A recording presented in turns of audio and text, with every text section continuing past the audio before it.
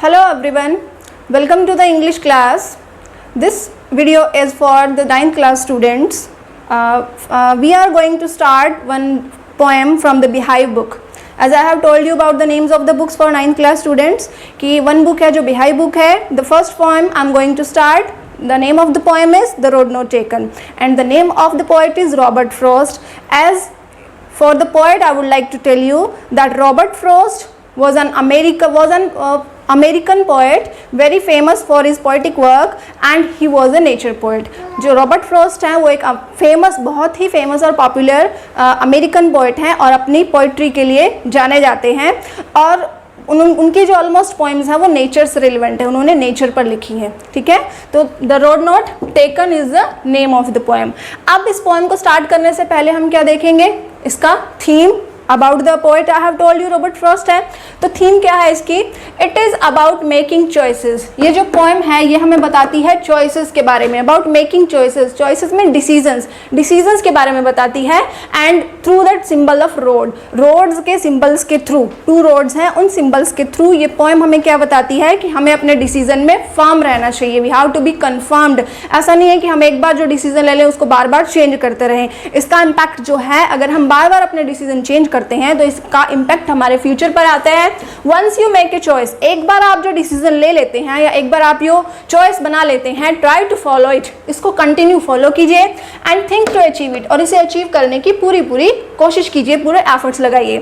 Accept the reality, उसमें जो भी रियलिटी है, जो भी प्रॉब्लम्स हैं, जो भी उसमें कॉम्प्लिकेशंस आते हैं उनको एक्सेप्ट कीजिए और उनको रिकवर करने की पूरी कोशिश कीजिए. Same is for students. अब ये सेम चीज़ ही स्टूडेंट्स के लिए है. If once they make a choice of taking optional subjects, अगर एक जो स्टूडेंट है वो एक बार जो चॉइस बना लेता है आफ्टर 10th, अगर वो चॉइस बना लेता है ऑप्शनल सब्जेक्ट्स लेने की, उसे ये ऑप्शनल सब्जेक्ट पढ़ने हैं, तो वो बार बार अगर उसको चेंज करता है तो उसका पूरा इम्पैक्ट उसके फ्यूचर पर जाता है. तो once the student if they make a choice of taking optional subjects, they must take it consciously. तो उन्हें उन सब्जेक्ट्स को बहुत कॉन्शियसली लेना चाहिए, बहुत अलर्ट होकर पढ़ना चाहिए. तो अब पोएट अपने तरीके से क्या बता रहा है रोड्स के बारे में. तो जो पोएम है it is here given in the form of stanzas. ये स्टैंजास के फॉर्म में है ये पोएम. 2 रोड्स डाइवर्स्ड इन ए येलो वुड, 2 जो रोड्स हैं.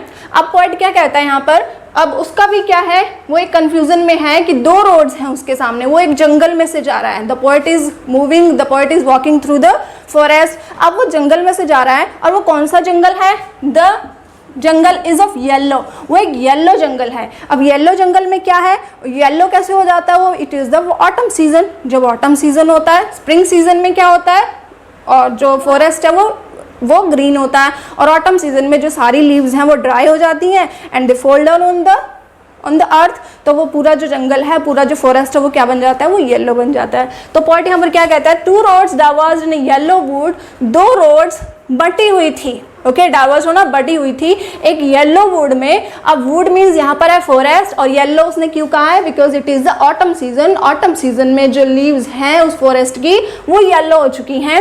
And sorry I could not travel both. अब पोएट कहता है मैं एक पर्सन हूँ और रोड मेरे सामने 2 हैं, तो एक ही टाइम में मैं दोनों रोड्स पर ट्रेवल नहीं कर सकता. It is difficult for him as being a one single person to travel to move on both the roads.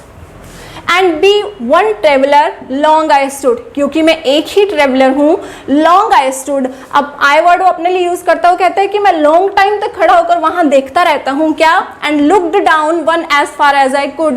And looked down का मीनिंग है इन फ्रंट ऑफ. ओके, एक तरफ मैं एक रोड को कंटिन्यू देखता ही रहता हूँ जितनी दूर तक मैं देख सकता हूँ. पोएट कहता है कि बहुत बड़ा जंगल है जहाँ पर ऑटम लीव्स हैं, चारों तरफ क्या है, येलो लीव्स है because of the autumn season. अब इतना बड़ा रास्ता है, रोड्स है, कभी वो इस तरफ देखता है तो कभी इस तरफ देखता है, तो दोनों साइड्स में कंटिन्यू वो देखता रहता है जहाँ तक कि वो जो रोड है, वो रास्ता है, वो एंड नहीं हो जाता. ओके, चलिए first standard is completed here. अब ये कहता है looked down one as far as I could to where it bent in the undergrowth. अब जहाँ तक ये रास्ता, अंडरग्रोथ का मीन्स है झाड़ियाँ, ग्रुप ऑफ बुशेस, जहाँ तक कि लास्ट तक जो कॉर्नर तक जो झाड़ियाँ हैं वो उसे नहीं दिखाई देती, तब तक वो लॉन्ग टाइम तक उस रोड को देखता ही रहता है, कंटिन्यूली देखता ही रहता है, because he is in the confusion which road he should take, as being a single traveler at the same moment, at the same time. It is not easy for him to travel on both the roads. दोनों roads पर चलना उसके लिए possible नहीं है, क्योंकि वो एक ही पर्सन है, तो उसको उन दोनों में से एक रोड को ही सेलेक्ट करना पड़ेगा। अब वो कौन सी वाली रोड सेलेक्ट करता है, we will see it now. Stanza number 2, then took the other, फिर वो दूसरी रोड की तरफ देखता है, उसने दूसरी तरफ टुक मीन्स उसने एक्सेप्ट कर लिया, अडॉप्ट कर लिया दूसरी रोड को, जस्ट एज फेयर, क्योंकि उसको अप्रोप्रिएट लगी थी, उसको सही लग रही थी। क्यों लग रही थी? And having perhaps the better claim, क्योंकि उसे लगा कि यही उसके लिए एक बेटर वे है, यही उसके लिए, ये रोड उसके लिए एक बेटर रोड है। बिकॉज इट वॉज ग्रासी, क्योंकि ये सॉफ्ट थी, स्मूथ थी, ग्रास थी, फुल ऑफ ग्रास थी। Then and wanted wear, wanted wear का मीनिंग आया हैड नॉट बीन यूज्ड, इसको ज़्यादा यूज़ नहीं किया गया था। अब पोएट कहता है उसने उस रोड को सिलेक्ट किया जिसको कि ज़्यादा यूज़ नहीं किया गया था और ये स्मूथ और ग्रासी थी। अच्छा, अब आ जाइए though though, as for that the passing there, अब जहाँ तक बात है वहाँ से गुजरने वाले लोगों की, जहाँ तक बात है वहाँ से गुजरने वाले लोगों की, हैड वॉर्न दम रियली अबाउट द सेम, उन्होंने इस रोड को क्या कर दिया था, स्पेंट आउट कर दिया था, घिस दिया था, अबाउट द सेम, इसी रोड पर कंटिन्यू चलते चलते, इसी रोड पर चलते चलते लोगों ने, अब पीपल तो दोनों साइड ही चलेंगे ना, कुछ लोग इस साइड को टर्न लेंगे, कुछ लोग उस साइड को टर्न लेंगे। अब तो पोएट है वो एक पहले फर्स्ट स्टैंजा में तो वो कंफ्यूजन में था, वो दोनों रोड्स को देखता रहता है कि भाई मैं अब जाऊं कहाँ, तो सेकंड रोड में वो सोचता है कि this one, second one would be the better claim for him, ये उसके लिए बेस्ट है, फेयर और अप्रोप्रिएट है, so he decides to take the second road. Okay, now stanza 3, now is the turn of the third stanza.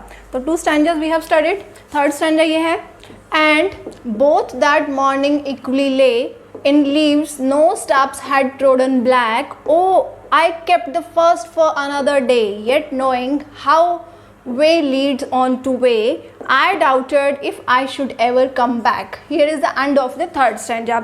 तो third stanza में poet हमसे क्या कह रहा है, and both that morning equally ले, पोएट कहता है कि जब मैं मॉर्निंग में उठा, when I wake up early in the morning, तो मैंने देखा कि दोनों ही जो वे हैं, बोथ यहाँ पर क्या है, दोनों ही रास्ते, दोनों ही roads, both the roads that morning equally lay, morning में इक्वल लग रही थी, कैसे, इन लीव्स, क्योंकि उस पर जो पत्तियां थी या जो भी कुछ उस पर था, no steps had trodden black, the leaves, trodden black का यहाँ मतलब है the leaves were not crushed by anyone, क्योंकि मॉर्निंग में उन पर उस रोड पे जो लीव्स बिखरी पड़ी थी, स्प्रेड आउट थी, उन पर कोई भी नहीं चला था अभी तक, और वो लीव्स थी वो दोनों फ्रेश लग रही थी, ऐसे लग रहा था कि वहाँ पर कोई भी नहीं चला हुआ था। तो उस वक्त ये डिसीजन लेना मुश्किल था कि मुझे कौन सी रोड सेलेक्ट करनी चाहिए। सो अब पॉइंट ये क्या कहता है, फिर से सुनिए, and both that morning equally lay, morning में जब वो उठता है तो दोनों ही रोड्स लगता है उसको कि इक्वल हैं, दोनों की जो रोड्स की जो लीव्स हैं वो इक्वली वहाँ पर पड़ी हुई हैं, क्योंकि हम उन रोड्स को देखकर मॉर्निंग में नहीं कह सकते कि उन रोड्स पर किसी पर्सन ने वहाँ पर अपने फीट से उन लीव्स को क्रश किया होगा। तो leaves were not crushed by anyone in the time of early morning day. Okay, oh I kept, अब फिर पोएट को याद आता है, ओ अरे मैंने तो ये डिसाइड कर रखा था, I kept the first for another day, मैंने तो सेकंड रोड को चूज कर रखा था, तो मैंने ये डिसाइड कर रखा था, I kept the first for another day, कि जो फर्स्ट वाली रोड है उसको मैं फिर किसी और दिन यूज़ करूँगा, मैं उस पर फिर किसी और दिन चलूँगा, तो मैंने ऑलरेडी सेकंड रोड को सेलेक्ट कर चुका हूँ मैं। And yet knowing how way Leeds on two way, हालांकि मुझे ये बात का पता है कि लीड्स ऑन टू वे का मतलब है one path leads to another path, कि अगर मैं एक बार आगे निकल गया तो मेरे लिए वापस आना मुश्किल हो जाएगा, एक बार उस रोड को क्रॉस करने के बाद वापस फर्स्ट रोड पे आना मेरे लिए डिफ़िकल्ट है, लेकिन फिर भी मैंने अपने मन में यह सेटिस्फेक्शन रखा है कि फर्स्ट रोड को मैं फिर किसी दिन यूज़ करूँगा in the another day. Okay, I doubted if I should ever come back, मुझे डाउट हो रहा है इस बात के लिए, if I should ever come back, क्या मैं कभी इस फर्स्ट रोड पे वापस आ पाऊंगा? अगर हम फ्यूचर में आगे बढ़ जाते हैं, हमारे स्टेप्स आगे बढ़ जाते हैं, तो कभी भी हम पीछे मुड़कर नहीं देखते हैं, वी नेवर टर्न बैक। तो सेम थिंग पोएट की है यहाँ पर कि वो कहता है कि जब मैं आगे बढ़ जाऊंगा, सेकेंड रोड को क्रॉस करते हुए और भी आगे चला जाऊंगा, तो क्या मैं फर्स्ट रोड पर कभी वापस आ पाऊंगा? It is very suspicious thing for the poet. Poet के लिए ये चीज़ बहुत सस्पिशियस, और इवन एक पर्सन के लिए भी ये चीज़ सस्पिशियस होती है कि जब वो लाइफ में बहुत आगे बढ़ जाता है तो वो पीछे मुड़ के नहीं देखना चाहता। ओके, तो that is the meaning of the third stanza. अब लास्ट स्टैंजा जो बचा है हमारे पास, वो हमसे क्या कहना चाह रहा है poet? I shall be telling this with a sigh, somewhere ages and ages hence, two roads diverged in a wood, and I took the one less travelled by, and that has made all the difference. Okay, तो fourth में क्या कह रहा है वो? I shall be travelling, I shall be telling this with a Sai. अब poet कहता है कि ये बात मैं बहुत साय के साथ बताऊंगा फ्यूचर में। साय होता है दुख के साथ, सौरों के साथ, या आह के साथ। दुख के साथ जो साय निकलती है, आह निकलती है, तो वो कहता है कि I shall be telling this, मैं ये बात अगर किसी को बताऊंगा तो बहुत दुख के साथ बताऊंगा। Somewhere ages and ages hence, अब यहाँ पर एजेस एंड एजेस हैंस का मीनिंग क्या है? After a long period in the future, future में, एजेस एंड एजेस के बाद, फ्यूचर में जब मैं ये बात किसी को बताऊंगा, टू रोड्स की जो बात है, तो मैं बहुत ही दुख के साथ बताऊंगा। अब दुख के साथ क्यों बताऊंगा? ये क्यों कह रहा है? Two roads diverged in a wood, ये बताऊंगा कि दो रोड जो थी वो बटी हुई थी एक जंगल में। वुड का मतलब यहाँ जंगल, फॉरेस्ट से है, कि जो दो रोड्स हैं वो बटी हुई थी जंगल में। And I took the one less travelled by, और मैंने एक को ही लिया, मैंने एक को ही अटेम्प्ट किया, एक को ही मैंने अडॉप्ट किया जो लेस ट्रेवल्ड थी, जिस पर कि कम लोग चले हुए थे। लेस ट्रेवल्ड, मैंने उस रोड को सिलेक्ट किया जिस पर कम ट्रेवलर चले हुए थे, कम लोग चले हुए थे। And that has made all the difference, और इसी वजह से ही सारा डिफरेंस आया था। That was the difference. अब डिफरेंस क्या आया था उसके पास? कि अब जब मैं फ्यूचर में किसी को ये बात बताऊंगा कि मेरे पास दो ऑप्शन थे, फ्यूचर में मैं किसी को बताऊंगा अगर ये बात, that I had the two options of roads, तो मैं बहुत दुख के साथ बताऊंगा कि मैंने सिर्फ एक को ही सिलेक्ट किया और उसको सिलेक्ट किया जिस पर कि बहुत कम लोग चले हुए थे। Means to say that poet ये कहना चाहता है कि मैं दूसरे ज़्यादा, ऐसा नहीं है कि मैं मेजॉरिटी ऑफ क्राउड देखकर, मैं भीड़ देखकर मैं उन्हीं को पीछे हो जाऊंगा, उन्हीं को फॉलो करूंगा। मैंने उस रोड को सिलेक्ट किया जहाँ पर बहुत कम लोग चले हुए थे, जिसको बहुत कम लोगों ने यूज़ किया था। तो ऑलमोस्ट पीपल की हैबिट क्या होती है? जहाँ वो टुगेदरनेस देखते हैं, भीड़ देखते हैं, उसी तरफ आगे बढ़ जाते हैं। जैसे हम अपनी स्टडीज़ के बेस पे अगर इसको लेते हैं तो हम सोचते हैं कि हमारे फ्रेंड ने भी ये सब्जेक्ट लिया, मेरे बहुत सारे फ्रेंड्स ने साइंस ले लिया, तो मैं भी साइंस स्ट्रीम में चला जाऊं। लेकिन अगर हमारा इंटरेस्ट और हमारी स्किल्स नहीं है उस सब्जेक्ट में, तो it would not be possible for us to move ahead in future. तो फ्यूचर में मूव करना बहुत डिफिकल्ट हो जाएगा। तो पोएट ये कहता है कि ऐसा नहीं है कि जहाँ ज़्यादा भीड़ है उसे देखकर तुम उसी की तरफ फॉलो, तुम अपना एक लाइफ का एटीट्यूड बनाओ कि जो तुम्हारे लिए कन्वीनियंट है, जो तुम्हारे लिए सफिशिएंट है, follow the same way. Okay, तो इन सब चीज़ों से ही सारा डिफरेंस आता है। तो ये फोर्थ स्टैंजास थे पोएम के। अब पोएट का मैसेज क्या है? वो क्या मैसेज देना चाहता है हमें इस पोएम के थ्रू? इसका मैसेज है, we must take responsibilities for our decisions. हमें अपने डिसीजन लेने में अपनी रिस्पॉन्सिबिलिटीज़ को फुलफिल करना चाहिए। ऐसा नहीं है कि हम जहाँ पर हम ज़्यादा क्राउड देखें हम उस तरफ भाग लें। Okay, and face the outcomes without any regret, बिना किसी पश्चाताप के या बिना किसी कंप्लेंट्स के हमें सारी सिचुएशंस को, सारी कॉम्प्लिकेशंस को, आउटकम्स को, रिजल्ट को हमें खुद ही फेस करना है।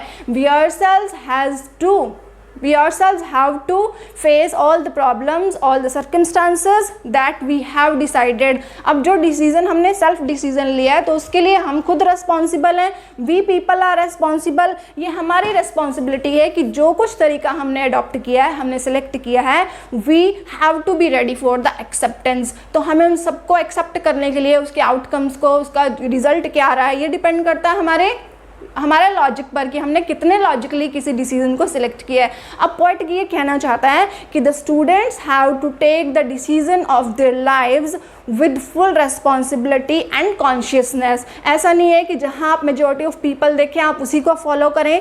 Follow your own way of life, follow your own pattern of life. All right, तो द रोड नॉट टेकन के थ्रू पोएट का मैसेज किसको जाता है, डायरेक्टली और indirectly? It goes to the students that they must not follow anyone, कि ऐसा नहीं है कि वो दूसरों को ही फॉलो करते जाएं और अपनी क्रिएटिविटी और अपने इंटरेस्ट को भूल जाएं। That is the message of the poem. Thank you and hope for the good things about this poem.